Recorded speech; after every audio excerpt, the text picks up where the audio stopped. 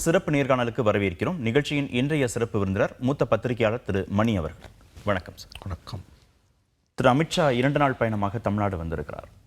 அதிமுக பாஜக கூட்டணி இடையே என்னதான் நடக்கிறது? அமித்ஷா அவர்களிடம் எடப்பாடி பழனிசாமி வைத்த கோரிக்கைகள் நிறைவேற்றப்படவில்லை என்ற கோபம்தான் எடப்பாடி பழனிசாமிக்கு இருக்கிறது. அதனால தான் இந்த முறை அவர் அமித்ஷா அவர்களை சந்திக்கவில்லை என்றுதான் நம்பத்தகுந்த வட்டாரங்கள் இந்த செய்திகள் வருகின்றன.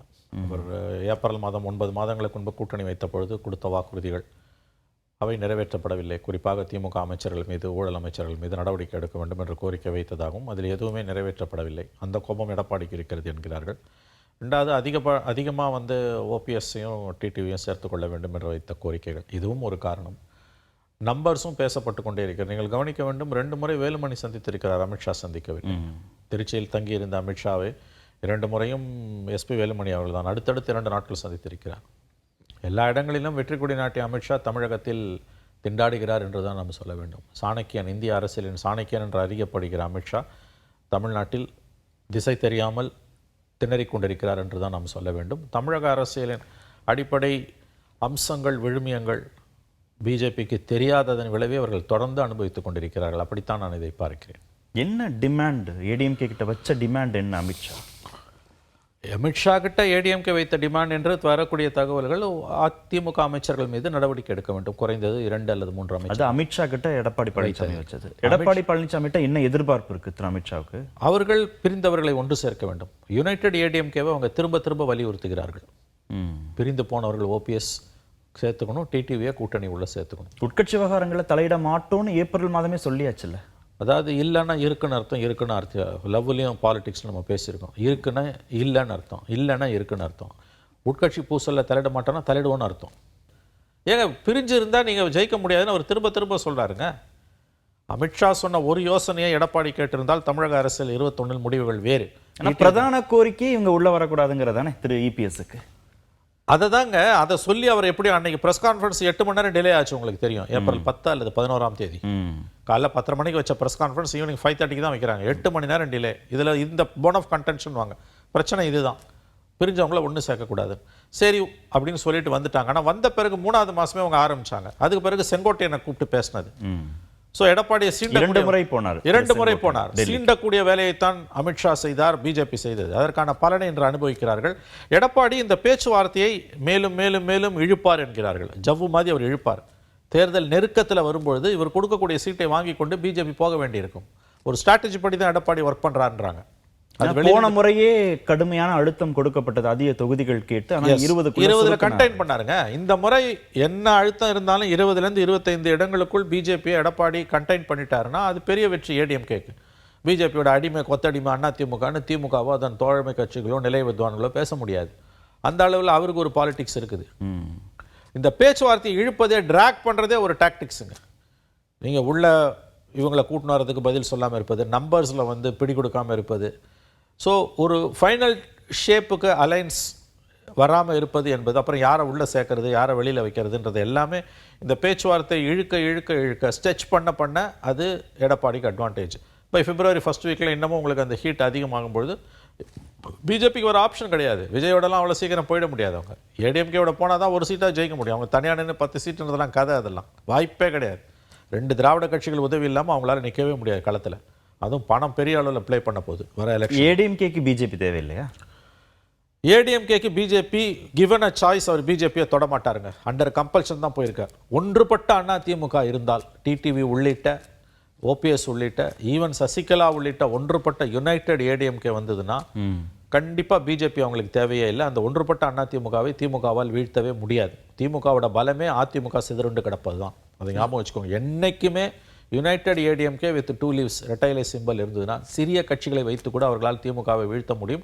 அதுவும் திமுக அதிகாரத்தில் இருக்கும்பொழுது கண்டிப்பாக ஆன்டி இன்கம்பன்சி மிகப்பெரிய அளவில் இருக்குது. யுனைடெட் ஏடிஎம்கே இருந்ததுன்னா ஆட்சி மாற்றம் உறுதி. பட் திமுகவோட மிகப்பெரிய பலம், அதிர்ஷ்டம் என்னன்னா அதிமுக சிதறுண்டு கிடப்பது. திரு இபிஎஸ் எதிர்க்கிறது எதை? ஒருங்கிணைந்த அதிமுகவையா இல்லை என்டிஏ அகாமடேஷன் அப்படிங்கிறதே எதிர்க்கிறாரா ஓபிஎஸ் டிடிவிக்கு? ஓபிஎஸ் உள்ள சேர்த்துக்க மாட்டேன். ஏடிஎம்கேக்குள்ளையா என்டிஏக்குள்ளையா? அதாவது டிடிவியை, எனக்கு வந்த தகவல், டிடிவியை நான் ஏற்றுக்கொள்கிறேன் அலைன்ஸுக்குள்ள, பார்ட்டிக்குள்ள, பார்ட்டியில் கிடையாது, ஏடிஎம்கே கிடையாது. ஓபிஎஸ் 2 சேர்த்துக்க மாட்டேன்றான். போன் ஆஃப் கண்டென்ஷன் ஓபிஎஸ் தான், அப்படித்தான் தகவல்கள் வருகின்றன. எப்படி பார்த்தாலும் கார்த்திகேயன் பிரிஞ்சிருந்தாங்கன்னா இஸ் அட்வான்டேஜ் டிஎம்கே. ஏப்ரல்ல கூட்டணி வைக்கும்போது இவர்கள் வெளியே தான் இருந்தாங்க. ஆமாம், என்டிஏக்குள்ளே இருந்தாங்க. என்டிஏக்குள்ளே இருந்தாங்க. ஏடிஎம்கேலேருந்து அவங்க வெளியே தான் இருந்தாங்க. ஆமாம். அப்போது பிஜேபிக்கு ஒரு நம்பிக்கை இருந்துச்சா, திரு இபிஎஸ் தலைமையிலான அதிமுக மட்டும் போதும் அப்படின்னு ஒரு நம்பிக்கை இருந்துச்சா? ஏன் திடீர்னு இல்லை ரொம்ப வீரியமாக அந்த நம்பிக்கை அப்பயும் அவங்களுக்கு இல்லை. அவங்க இவரை சமாதானப்படுத்திடலாம் அல்லது இவரை மெனுவர் பண்ணிடலாம்னு நினச்சி தான் வந்தாங்க. சமாதானப்படுத்திடலான்ற நம்பிக்கையில் தான் அவர்கள் இவருடன் ஒப்பந்தம் போனார்கள். ஒரு விஷயம் அவங்க தெளிவாக இருக்காங்க, யுனைடெட் ஏடிஎம்கே இல்லைன்னா இந்த அலைன்ஸால் பிரயோஜனம் கிடையாது. உடையக்கூடிய வாக்குகள் 21 எப்படி டிடிவி உடைச்சதால 23 சீட்டு போகுது. 10 சீட்டு கொடுக்க நான் ஒத்துக்க வைக்கிறேனார். 10 சீட்டுக்கு நான் டிடிவி தினகரனை ஒப்புக்கொள்ள வைக்கிறேன், நீங்கள் கூட்டணியில் சேர்த்துக் கொள்ளுங்கள்னு சொன்னால் திரும்ப திரும்ப அமித்ஷா சொன்னதை எடப்பாடி ஏற்றுக்கொள்ளவில்லை. அதற்கான பலனைத்தான் அவர் அனுபவிக்கிறார், தமிழகமும் பார்த்து கொண்டிருக்கிறது. ஸோ ஏடிஎம்கே ஓட்ஸில் ஸ்பிளிட் வந்ததுன்னா அது ஆல்வேஸ் டிஎம்கேக்கு அட்வான்டேஜ். இது 89லேருந்து பார்க்கக்கூடியது. ஸோ அந்த கால்குலேஷனில் தான் அவங்க மூவ் பண்ணுறாங்க. அவர் ஒப்புக்கொள்ள மறுக்கிறார். டிடிவியை என்டிஏக்குள்ளே சேர்த்துக்கலாம், பட் ஓபிஎஸ்ஸை சேர்க்க மறுக்கிறார். 10 சீட்டு 15 சீட்டில் அடி வாங்குதுன்னா கூட கேம் மாறிடும் உங்களுக்கு ஸோ ஒன்றுபட்ட அதிமுகவை அமித்ஷாவால் என்ஷூர் பண்ண முடியல. அவர் திரும்ப திரும்ப அதை சொல்லுகிறார். எடப்பாடி வைக்கக்கூடிய கோரிக்கை என்பது, நான் உங்களிடம் வைத்த திமுக அமைச்சர்கள் மீதான நடவடிக்கை எதுவுமே ஒரு இன்ச்சு கூட நகரல. ஆகவே இதில் எப்படி இதை தொடர்ந்து அதிகபட்சமாக பேசுவது என்பது இயலாத காரியம் என்கிறார். மொத்தத்தில் அவர்கிட்ட இருக்க ஒரு ஸ்ட்ராட்டஜி இப்போ பார்ப்பது, இதை இழுக்கிறார். பிஜேபியுடனான இறுதி ஒப்பந்தத்தை ஒரு செயல் வடிவம் அதற்கு வராமல், ஒரு ஷேப் வராமல் அதை இழுத்துக்கிட்டே இருக்கார். எவ்வளோ இழுக்க முடியுமோ அவ்வளோ லாபம். நாள் கடக்க அது ஏடிஎம்கேக்கு அட்வான்டேஜ். நம்ம விட்டு பிஜேபி நகர வாய்ப்பு இல்லை. எங்கே போவாங்க அவங்க? எங்கே தான் போவாங்க அவங்க? போக வாய்ப்பே கிடையாது. டிவிகே கிட்ட விஜய் கிட்ட போக முடியாது. வேற எங்கே போவாங்க? சீமான் கிட்ட போக முடியாது. எங்கே போவாங்க அவங்க? தனியார் வாய்ப்பும் இல்லையா? எங்கே தனித்து போட்டிடுறது சைபரும் ரெண்டும் ஒன்று தான். உங்களுக்கு சைபர் வேணும்னு முடிவு பண்ணிட்டா, பூஜ்ஜியத்துக்குள்ளே ராஜ்யத்தை ஆள முடிவு செய்து விட்டால் போகலாம், தனியாக போகலாம், தப்பே கிடையாது. பட் போக மாட்டாங்க. இவ்வளோ கஷ்டப்பட்டு அவங்க எப்படி போவாங்க? அவங்க எப்படியாவது திமுக ஆட்சிக்கு வருவதை தடுக்க அவர்கள் விரும்புகிறார்கள். பட் இங்கே அவங்களுக்கு ஒரு ஸ்ட்ராட்டஜி இல்லை, கோஹரண்ட்டாக ஒரு ஸ்ட்ராட்டஜி இல்லை. இந்த எனக்கு தெரிஞ்சு அவங்க பண்ண ஸ்ட்ராட்டஜிக் பிளண்டர் அண்ணாமலையை தலைவராக்கி 23 பாத யாத்திரை போக வச்சு அதிமுக எதிராக பேச வச்சு அந்த அலையன்ஸை உடைச்சது. அந்த அலையன்ஸ் இன்டாக்டாக 19 அலையன்ஸ் 24 இருந்ததுன்னா ரிசல்ட்ஸ் வேறு. 10லேருந்து 12 சீட்டு வந்திருக்கும். நேஷனல் டெல்லி டேலியாக மாறி இருந்திருக்கும். அது அமித்ஷா அன்னைக்கு சொல்கிறாரு புதுக்கோட்டையில் பேசும்போது. லேட்டாக வந்த ஞானோதயம் அது.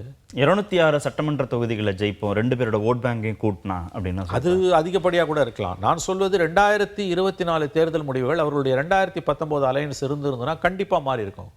மோஸ்ட் ப்ராபபிளி அது 2009 ஜெயலலிதா ஜெயிச்ச மாதிரி 12-28 அந்த லெவலில் கண்டிப்பாக வந்திருக்கும். கேக்வாக் டிஎம்கே கண்டிப்பாக இருந்திருக்காது, சத்தியமாக இருந்திருக்காது. கோட்டை விட்டாங்க. அதுக்கு ஒரு மனிதர் காரணம், அதற்கு அண்ணாமலை காரணம். அது இன்னமும் அமித்ஷாக்கும் மோடிக்கும் புரியல. நீங்கள் அந்த 23 ஃபஸ்ட்டு என்டிஏ கூட்டத்துக்கு எடப்பாடி போனார், ஞாபகம் இருக்கா உங்களுக்கு? ஒரு பக்கத்தில் உட்கார வச்சுருந்தாங்க. ஒரே பெரிய லீடர் அவர் தான், மற்றவங்க எல்லாம் ஸ்மாலர் பார்ட்டிஸ். கடைசியில் என்னாச்சு உங்களுக்கு? அந்த பாத யாத்திரையிலையும் போய் ராஜேந்திர பாலாஜி நினைக்கிறேன் அவர் உதயகுமார் கலந்துக்கிட்டாரு ராமேஸ்வரத்தில். அவர் தொடங்கி வச்ச, அமித்ஷா தொடங்கி வச்ச பாத யாத்திரையில் அவங்க கட்சி பலப்படுத்த அவர் போகிறதுல இவங்க எதுக்கு போய் கலந்துக்கிட்டாங்க? பட் அதற்கான எந்த நன்றி கடனும் அவரிடம் இல்லை. அவர் அதனாலே ஏடிஎம்கே உள்விவகாரங்களை பேசினார், ஜெயலலிதா ஊழல்வாதி என்றார், எம்ஜிஆரை விமர்சனம் செய்தார், அண்ணாவை விமர்சனம் செய்தார்.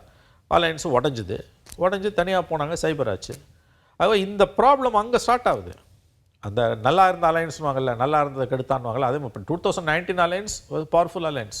ஸோ எல்லாமே ஸ்ட்ராட்டஜி அவங்களுக்கு தப்பாக போகுது. நாடு முழுவதும் வெற்றிகரமான சூத்திரங்களை வகுக்கக்கூடிய அமித்ஷா தமிழ்நாட்டில் திரும்ப திரும்ப தோல்வியை தழுவி கொண்டிருக்கிறார். அது இந்த தடவை அவர் புதுக்கோட்டையில் இந்த 2 நாள் தமிழக பயணத்தில் எடப்பாடி அவரை கண்டுகொள்ளவில்லை என்பது அமித்ஷாவுக்கு கிடைத்த மிகப்பெரிய ஒரு இன்சல்ட் தான். அப்படிதான் நான் இதை பார்க்குறேன். அவங்க அதை சீரியஸாக தான் எடுத்துப்பாங்க. பட் அவங்க எடப்பாடி அமித்ஷா கண்டுகொள்ளையா? அமித்ஷாவை எடப்பாடி பழனிசாமி கண்டுகொள்ளவில்லை. அவர் வேலுமணி மட்டும்தான் போய் பார்த்து பேசியிருக்காரு. இது வேற மாதிரி திசை திருப்பப்படுகிறது. எடப்பாடி அமித்ஷா அவர்கள் எடப்பாடியை பார்க்க மறுத்து விட்டார்னு கதை. எடப்பாடி மறுத்திருக்கிறார் அமித்ஷாவை பார்ப்பதற்கு. இவங்களுக்கு வேற வழி இல்லை, இறங்கி தான் போகணும் பிஜேபிக்கு. ஆனால் அவங்க சொன்னது எதையும் செய்யாதவனுடைய விளைவு என்று அனுபவிக்கிறார்கள். இல்லை, ஒரு பேச்சுக்காக கேட்குறோம். ரொம்ப இருக்கு பிடிச்சா ஒருவேளை கடைசி நேரத்தில் பிஜேபி நம்ம விட்டு போயிடும்னு நம்புறாரோ திரு இபிஎஸ்? எனக்கு என்னமோ அப்படி தோணலைங்க. இனிமேல் அப்படி போனாலும் அதுக்கான பலனை அதிமுக பிஜேபியுடன் சேர்ந்ததற்கான பலனை அனுபவிக்கும். தாவேக்காவுக்கான ஒரு ஸ்பேஸ் அப்பதானே கிரியேட் பண்ண முடியும். அப்படி தாவேக்காவோட போய் பிஜேபியோட வச்சுட்டு வெளியில் தாவேக்காவோட போனால் அமித்ஷாவும் மோடியும் அதை கண்டிப்பாக அலோவ் பண்ண மாட்டாங்க. அதற்கான மிகப்பெரிய விலையை அதிமுக கொடுக்கும். நீங்கள் எவ்வளோ தூரம் பிஜேபி சீண்டலான்னு ஒரு லிமிட் உண்டு. நீங்கள் ஓரளவுக்கு ப்ளே பண்ணலாம், பட் தலைகீழாக நீங்கள் கேமை மாற்ற பார்த்தீங்கன்னா கூட்டணிக்குள்ளே வச்சுக்கிட்டு வேணால் ப்ளே பண்ணலாம். கூட்டணி இதுக்கு பிறகு கூட்டணியை அறுத்துட்டு போகிறதுன்றதெல்லாம் என்னை பொறுத்த வரைக்கும் வந்து ஃபார் ஃபெச்டு. அது வந்து வாய்ப்பே இல்லை நான் நம்புகிறேன். அது மத்தியில் அதிகாரத்தில், அதுவும் மிகப்பெரிய அதிகாரத்தை சுவைத்து கொண்டிருக்கக்கூடியவர்கள் அந்த எல்லைக்கு அதிமுக போவதை அனுமதிக்க மாட்டார்கள். அந்த ரிஸ்கை எடப்பாடியும் எடுக்க மாட்டார். எந்த எல்லை வரைக்கும் போய் விளையாட வேண்டும் என்பது அவருக்கு தெரியும். ஐ திங்க் அந்த லக்ஷ்மண் ரேகாவை அவர் தாண்ட மாட்டார். கடைசி நேரத்தில் ஒரு பாப்புலர் பர்செப்ஷன் என்ன, நம்ம எல்லாருமே கேள்விப்பட்டிருக்கோம், கடைசி நேரத்தில் பிஜேபியை கட்டி விட்டுட்டு எடப்பாடி பழனிசாமி தாவேக்காவோட போயிடுவாங்க. எனக்கு தெரிஞ்ச அதுக்கு வாய்ப்பு இல்லை. இது ஒன்றும் சிறு பிள்ளைகள் விளையாட்டு இல்லை. காலம் கடந்துருச்சு. அதுக்கு அந்த காலம்லாம் கடந்துடுச்சு. அது ஒரு மிகப்பெரிய ஸ்னப், மூக்கறுப்பட்டது பாஜகவுக்கு. அதை அவர்கள் அனுமதிக்க மாட்டார்கள். அது அப்படி செய்தால் அதற்கான விலை மிகப்பெரியதாக இருக்கும் என்பது எடப்பாடிக்கு தெரியும். ஐசோலேட் ஆகிடுவாங்க. அது அந்த விலை மிகப்பெரிய விலை. அது நீங்கள் மோடியோட அத்தாரிட்டியை சேலஞ்சு பண்ணுறது, அதை யாருமே பண்ண முடியாது. அது நீங்கள் ஒரு கட்டத்தில் அலையன்ஸுக்கு போயிட்டு வெளியில் வந்துட்டு தாவேக்காவோட போகிறதுன்றது பிஜேபி தனித்து விடப்பட்டு பூஜ்ஜியத்தில் போய் நிற்கும். அந்த ஒரு அவமதிப்பை அவர்கள் ஒருபோதும் அனுமதிக்க மாட்டார்கள். எடப்பாடியும் அந்த கேமை விளையாட மாட்டார் நான் நினைக்கிறேன். உள்ளே வச்சுக்கிட்டு as you said, உள்ளே வச்சுக்கிட்டு அவர்களை டேம் பண்ண தான் பார்ப்பார். அதை தாண்டி போவதற்கான வாய்ப்புகள் எனக்கு தெரிஞ்சு இல்லை. இந்த அலையன்ஸ் அடிப்படையிலே ஒரு unnatural alliance, under compulsion, under stress, மிரட்டி கைகளை முறுக்கி நிர்பந்தத்தால் வந்த அலையன்ஸ் இது. அதனால தான் அது இன்ன வரைக்கும் ஜெல்லாகலை. இல்லை, தொடக்கத்தில் அப்படி இருந்தது. ஏப்ரல் தொடக்கத்தில் அப்படி ஒரு பார்வை இருந்துச்சு. ஆனால் அதற்கப்புறம் ரெண்டு தரப்புக்கும் ஒரு இணக்கம் ஏற்பட்ட மாதிரி தெரியுது. மீண்டும் இப்போ முரண்பாடு. அது எங்கெங்கே ஏற்பட்ட மாதிரி தோற்றம் இருக்கும்போது எதுக்கு செங்கோட்டையனை கூப்பிட்டு 2 தடவை பார்க்குறாங்க? அதை கெடுத்தது யார்? அவர் செங்கோட்டையன் அவங்க கட்சியில் இருக்க தலைவர். அவர் எதுக்கு அமித்ஷா கூப்பிட்டு பார்க்குறாரு? நான் ஹரித்வாருக்கு போகிறேன்ட்டு போய் 6 மணி நேரத்தில் அமித்ஷா வீட்டில் இருக்கார். அவர் பிஜேபி மதவாத கட்சின்னு ஒரு பிம்பத்தை ஏற்படுத்துறாங்கன்னு திரு எடப்பாடி பழனிசாமியே பிரச்சாரங்கள்ல எல்லாம் பண்ணாருங்க. ஆனால் அவர் முன்னணியோடைய முருகன் மாநாட்டில் எல்லாம் போய் பேசினார். அவர் சகலத்தையும் பேசினார். பட் செங்கோட்டையனை வச்சு நீங்கள் கட்சியை உடைக்க பார்த்தீங்கல்ல, அவரை நகத்தை பார்த்தீங்கல்ல. அப்போ அந்த பக்கத்தில் அவர் என்ன பண்ணுறாரு? நான் எவ்வளோ இறங்கி போனாலும் நீங்கள் விட மாட்டேன்றீங்க. செங்கோட்டையன் போய் 2 முறை அமித்ஷாவை சந்தித்தது என்பதை எப்படி எடப்பாடி அனுமதிக்க முடியும்? இப்போ திமுகவில் அப்படி யாராவது போய் ஸ்டாலின் அனுமதி இல்லாமல் திருச்சி சிவா போய் சோனியா காந்தி 2 தடவை பார்த்தா அலோவ் பண்ணுவாங்களா திமுகவில்? அந்த கதை தானே உங்களுக்கு வந்து. அதுவும் மாநில கட்சிகளுக்கு அந்த இன்செக்யூரிட்டி ஜாஸ்தி. மாநில தலைமையை மீறி நீங்கள் அங்கே ஒரு டீ பார்ட்டியில் கூட கலந்துக்க முடியாது. ஆகவே அப்படி இருக்கும்பொழுது செங்கோட்டையனை உசுப்பி விட்டது யார்? ஏப்ரலில் கூட்டணியை அறிவிக்கிறாரு, ஜூலை ஆகஸ்ட்டில் செங்கோட்டையன் விவகாரம் வருது. அப்போ போய் பார்த்துட்டு வந்த பிறகு தான் அவங்க கூட்டணிக்கே வந்தாங்கன்னே ப்ரெஸ் மீட்டில் சொன்னார் செங்கோட்டையன். அது இது வந்து இதெல்லாம் அப்படிலாம் பேசிக்கலாம். அலையன்ஸ் ஏப்ரலில் அனௌன்ஸ் பண்ணுறாங்க, ஃபார்மலாக அனௌன்ஸ் பண்ணுறாங்க. இவர் ஜூலை ஆகஸ்ட்டில் இந்த விளையாட்டை விளையாடுறாரு. என்ன கதை? அப்புறம் இவரை வச்சு வழி கொண்டு வர பார்த்தாங்க, இல்லை. இப்போ எஸ்பி வேலுமணிகிட்ட பேசிகிட்டு இருக்காங்க. இதுக்கு மேற்கொண்ட பிஜேபியால் எடப்பாடியை டிஸ்டர்ப் பண்ண முடியாதுன்னு எனக்கு தோணுது. எடப்பாடி கேமை விளையாடிட்டு இருக்காரு, நல்லா தான் விளையாடுறாரு, ஸ்ட்ரெச் பண்ணுறாரு. சீக்கிரமாக ஒப்பந்தம் வராமல் தள்ளி போடுவதன் மூலமாக, இழுப்பதன் மூலமாக, காலதாமதப்படுத்துவதன் மூலமாக கடைசியில் சொல்லுவதை ஏற்றுக்கொண்டு விடும். 20 சீட்டோ 25 சீட்டோ வாங்கிட்டு போக வேண்டியதாங்க. அதை தவிர பாஜகவுக்கு வேறு வழி இல்லையா? வேறு என்ன ஆப்ஷன் இருக்குது நீங்கள் சொல்லுங்கள்? இந்தியா பூரா ஜெயிக்கிறவங்களால தமிழ்நாட்டில் தண்ணி குடிக்கிறாங்க, அவங்களால ஒன்றுமே பண்ண முடியலையா? என்ன தான் ஆப்ஷன் அவங்களுக்கு? நான் சொல்கிறது, நல்லா இருந்த அலையன்ஸை கெடுத்து கொண்ட பெருமை அவர்களை சாரும்.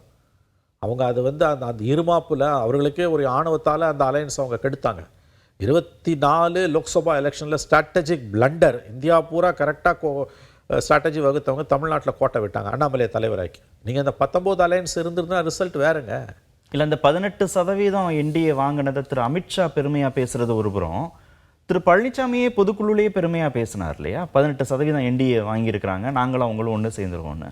அந்த பொசிஷன் பண்ணுறதுக்கு தேவைப்பட்டுச்சு இல்லையா திரு அண்ணாமலை? அப்போ தேவைப்பட்டதுங்க. நாளைக்கு இப்போ அசம்பிளி எலெக்ஷனில் வந்து இது எப்படி இருக்கும்னு நீங்கள் சொல்ல முடியாது. நீங்கள் அதோட கண்டினியூட்டி என்ன? நீங்கள் இன்றைக்கி பார்லிமெண்ட்டில் வந்து உங்களுக்கு மெஜாரிட்டி இல்லாமல் போனதுக்கு காரணம் தமிழ்நாடு. 2004 எலெக்ஷன் எப்படி தமிழ்நாடு வந்து பிஜேபியை கவுத்துதோ அதே மாதிரி வந்து 24 கிட்டத்தட்ட தனி மெஜாரிட்டி வராமல் கவுத்தது காரணம் தமிழ்நாடு ரிசல்ட் தான். ஸோ அவர்கள் வரலாற்றிலிருந்து பாடம் கற்றுக்கொள்ளவில்லை.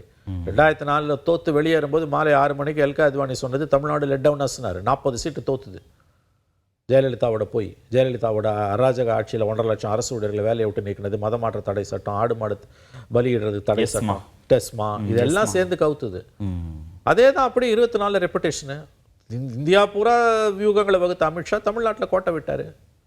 அந்த அலைன்ஸ் 2019 அலைன்ஸ் அது ஏங்க 2014 கூட 2 சீட்டு ஜெயிக்கிறாங்கங்க. இத்தனைக்கும் ஜெயலலிதா வேவ் 37 சீட்டு. அப்போ கூட வந்து பொன்னாரும் அன்புமணியும் ஜெயிக்கிறாங்க. நீங்கள் என்ன தான் அதுக்கு காரணம் சொன்னீங்கனாலும். பட் ஏன் வந்து 24 வாஷ் அவுட் ஆகுது, சைபர் ஆகுது? ஆகவே அதான் அது அண்ணாமலை நம்பியதன் விளைவு அவர்கள் அனுபவிக்கிறார்கள். அவங்க இன்னமும் பாடம் கற்றுக்கல. நீங்கள் இன்றைக்கி ஏடிஎம்கே தான் உங்களுக்கு சேஃப் பெட்டு. பட் ஏடிஎம்கேவை கட்டுப்பாட்டுக்குள்ளே வச்சு ஏடிஎம்கேவை கரைச்சி அழித்து ஒரே கல்ல 2 மாங்காய் அடிக்கணும்னு பார்க்குறாங்க. அதை ஏடிஎம்கே ரெசிஸ்ட் பண்ணுது. அதுதான் உள்ளே வச்சு அவங்க ஏடிஎம்கே அழிக்க பார்க்குறாங்க. திமுகவை எதிர்த்து அழிக்க பார்க்குறாங்க, ஏடிஎம்கேவை கூடி அழிக்க பார்க்குறாங்க. அது ஏடிஎம்கே ஸ்மார்ட்டாக புரிஞ்சுக்கிட்டு எடப்பாடி அதை ரெசிஸ்ட் பண்ணுறாரு. வெற்றியோ தோல்வியோ கட்சி இருந்தால் போதுங்கிற இடத்துக்கு வந்துட்டார். ஆமாங்க. இன்றைக்கி அவர் பார்க்கலையாங்க. நீங்கள் 1000 அவரை கிண்டல் பண்ணலாம், விமர்சனம் பண்ணலாங்க. பட் அவர் இன்றைக்கி போய் பார்க்கலையா? வேலுமணி தானே பார்க்குறாரு. ஹோம் மினிஸ்டர் வந்திருக்காரு, அவரை பார்க்கலையா? திருச்சிக்கும் சேலத்துக்கும் எவ்வளோ தூரம் இருக்குது? சென்னைக்கும் திருச்சிக்கும் சேலத்துக்கும் எவ்வளோ தூரம் இருக்குது? அவர் பார்க்கவே இல்லையே. ரெண்டாவது, எந்த விதமான கான்க்ரீட் அஷூரன்ஸும் கொடுக்கலையா? தள்ளி போடுறாங்கல்ல. இப்போ இன்னும் தள்ளி போடுறாங்க இல்லையா உங்களுக்கு? அது எப்படியோ பை ஜனவரியை ஓட்டிட்டிங்கன்னா பை பிப்ரவரியில் உங்களுக்கு வந்து கிளைமேட் மாறும் உங்களுக்கு. அப்போ நீங்கள் வந்து உங்களுக்கு ஆப்ஷனும் இல்லை. எங்கே ஏடிஎம்கே விட்டுட்டு பிஜேபியால் போக முடியும்? பிஜேபி இல்லைனா ஏடிஎம்கேவில் ஃபைட் பண்ண முடியும். ஏடிஎம்கே இல்லைனா பிஜேபியில் எங்கே ஃபைட் பண்ண முடியும்? பூத்தில் உட்கார ஆள் கிடையாது, ஞாபகம் வச்சுக்கோங்க. அது இந்த டைனமிக்ஸ் வேறு. தனியானா 10 சீட்டு ஜெயிப்போம்லாம் அவங்க சொல்கிறாங்களாம். வாய்ப்பே கிடையாது. அது இந்த எலெக்ஷனில் பணம் பெரிய அளவில் ப்ளே பண்ண போகுது. பூத் கமிட்டி மேனேஜ்மெண்ட்டே உங்களுக்கு ஐதர் டிஎம்கே ஆர் ஏடிஎம்கே இல்லைன்னா மற்ற கட்சிகளால் ஹேண்டிலே பண்ண முடியாது. இதெல்லாம் வந்து அவங்களுக்கு நல்லா தெரியும். அமித்ஷாக்கெல்லாம் ரொம்ப நல்லா தெரியும். அவங்க ஏடிஎம்கே விஷயத்தில் ராங் கால்குலேஷன், தமிழ்நாடு விஷயத்தில் திரும்ப அவங்க தே ஆர் டேக்கிங் ராங் ஃபுட்னுவாங்க. அப்போ இபிஎஸ் இவ்வளோ பிடிவாதம் பிடிக்கிற சமயத்தில் ஓபிஎஸ் டிடிவியும் உள்ள அக்காமடேட் ஆகிறதுக்கான சூழலும் குறைஞ்சிருச்சு. அப்போ வாய்ப்பு இப்போதைக்கு அப்படி தான் தோணுது கார்த்திகேயன். அஸ் ஆஃப் நவ், நாளைக்கு என்னன்னு தெரியாது நமக்கு. பட் இன்றைய நிலவரத்தின் அடிப்படையில் பார்க்கும் பொழுது ஓபிஎஸும் டிடிவியும் என்டிஏக்குள்ளே வருவதற்கான சாத்தியக்கூறுகள் மிக மிக மிக குறைவுன்னு தான் இன்றைய தேதியில் நமக்கு தெரியக்கூடிய பிக்சராக இருக்குது. வாய்ப்பு இல்லை அதுக்கு. இவ்வளோ தூரம் நடந்த பிறகு பியாண்ட் அ பாயிண்ட் அது போயிடுச்சு. அது இவங்க பண்ண தவறு. அது இப்போ எல்லா தரப்பும் பண்ண தவறுன்னு தான் நான் பார்க்குறேன். அவர் எடப்பாடி தெளிவாக இருக்கார். இவங்க உள்ளே வந்தாங்கன்னா தன்னோட அத்தாரிட்டி போயிடுன்றாரு. அவர் தனக்கு அதிமுகக்குள்ளே இருக்க ஹோல்டு போயிடுன்றாரு. அதனால் வந்து என்ன நடந்தாலும் இவர்களுக்கு உள்ள இடம் இல்லைன்றார். அவங்க எங்கே போவாங்க? தாவேகா கிட்ட தான் போய் ஆகணும். திமுகவுக்கு போனாங்கன்னா finished. Vote bank vote tally ஆகாது உங்களுக்கு. அவங்க சாய்ஸஸ் ஆர் ரொம்ப லிமிட்டடு. ஸோ பிஜேபி வந்து தலையை பிச்சுட்டு உட்காந்துருக்காங்க. என்ன பண்ணுறதுனே புரியல. ஏன்னா அவங்களுக்கு ஒரு விஷயம் தெளிவாக தெரியுது. Unless there is a united ADMK, திமுகவை தோற்கடிப்பது என்பது சாத்தியமற்றது. அது to large extent correct. United ADMK இல்லைன்னா டிஎம்கேவை நீங்கள் கண்டிப்பாக தோற்கடிப்பது என்பது இயலாத காரியம். இல்லை, யுனைடெட் ஏடிஎம்கேங்கிறது தான் மற்ற கட்சிகள் கூட்டணிக்கு வருவதற்கும் ஒரு பெர்செப்ஷனை உருவாக்கும். சிறிய கட்சிகள் வந்தால் கூட போதும். ஒன்று மட்டும் நான் சொல்கிறேன், திரும்ப எந்த காம்பினேஷன் பெர்முடேஷன் இருந்தாலும் யுனைடெட் ஏடிஎம்கே இருந்ததுன்னா திமுக வெற்றி பெறுவது என்பது அறவே சாத்தியமற்றது. இது வரலாறு. ஒவ்வொரு முறையும் இவர்கள் பிளவு உண்ட போது மட்டுமே வெற்றி பெற்றிருக்கிறார்கள். அதுவும் ஆட்சியில் இருக்கும்போது, இன்கம்பன்ட் கவர்மெண்ட்டாக இருக்கும்போது யுனைடெட் ஏடிஎம்கே அப்போசிஷனில் இருந்ததுன்னா திமுகவில் ஒருபோதும் வெற்றி பெற முடியாது. பட் திமுகவோட மிகப்பெரிய பலமே இன்றைக்கி ஏடிஎம்கே சிதறி கிடப்பது. நன்றி நிகழ்ச்சியில் பங்கேற்றதற்கு. மீண்டும் சந்திப்போம். நன்றி, வணக்கம்.